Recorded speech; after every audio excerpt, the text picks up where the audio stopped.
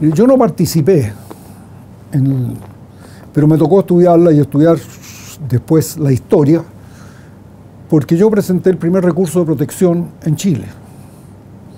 Pero no nace ese recurso de protección en la Constitución del 80. La Constitución del 80 lo recoge y recoge también una jurisprudencia que se había obtenido en la Corte Suprema. En el acta constitucional número 4, el gobierno militar, y eso hay que reconocerlo, establece el recurso de protección, que es la garantía mayor que tiene toda persona para que le respeten los derechos constitucionales.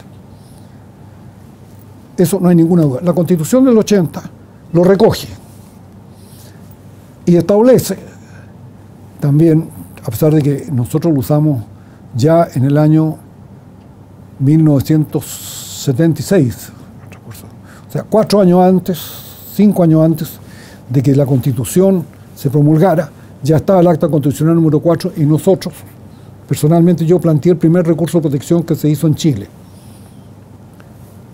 Y cuando lo presenté no había autoacordado. Me llamaron de la Corte, ¿qué hago con esto? De acuerdo al acta usted tiene que tramitarlo. Pero es que no hay autoacordado. Me fui a la Corte Suprema, planteé el problema, dictaron el autoacordado.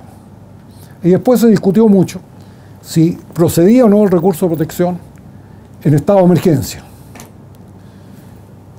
Y la primera vez que se vio esto en una sala de la Corte de Apelaciones, la Corte de Apelaciones lo rechazó por incompetencia y resulta que eso lo corrigió la Corte Suprema porque estaban equivocados respecto del concepto de la competencia o incompetencia, de dónde venía el acto. Ya. Pero al mismo tiempo se produjo una gran discusión sobre, habiendo estado de emergencia, procedía o no el recurso de protección. Yo sostuve que el recurso de protección procedía siempre, a menos que el estado de emergencia permitiera afectar ese recurso de protección. Si el estado de emergencia no lo permite afectar ese recurso de protección, el recurso de protección vale para defender los derechos que no pueden ser afectados constitucionalmente. Esta teoría la aprobó la Corte Suprema, una de las salas de la Corte Suprema, y después esta discusión se mantuvo en la Corte Suprema hasta que salió la Constitución. Resulta que había recurso de protección según la integración de la sala. En unos casos procedía y en otros no. Materia que algún día vamos a tener que arreglar porque no puede seguir existiendo esta diferencia de criterio entre las salas de la Corte Suprema. La Constitución del 80 después tuvo modificaciones, especialmente al término del mandato del presidente Pinochet. Hubo que hacer modificaciones que fueron muy buenas, muy exitosas, en las que participó Sergio Nofre Jarpa, participó Elwin y participó el ministro Carlos Cáceres.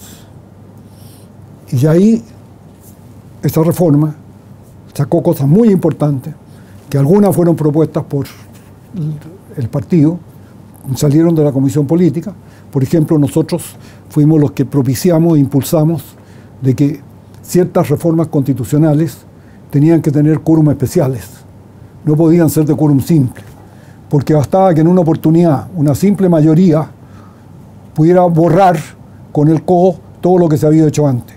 O sea, cuando usted afecta a derechos fundamentales, tiene que haber una mayoría, son leyes de quórum especiales.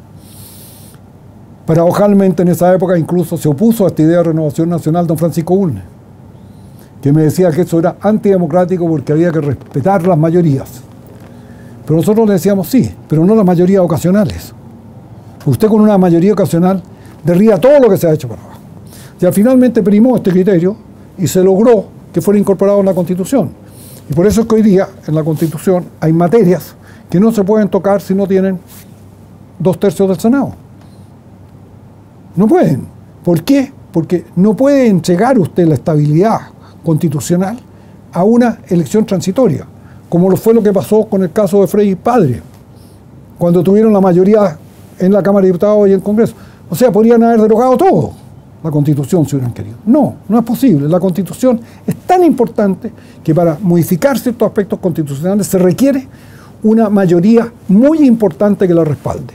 Y eso fue lo que se hizo en esta reforma, que es una reforma muy importante.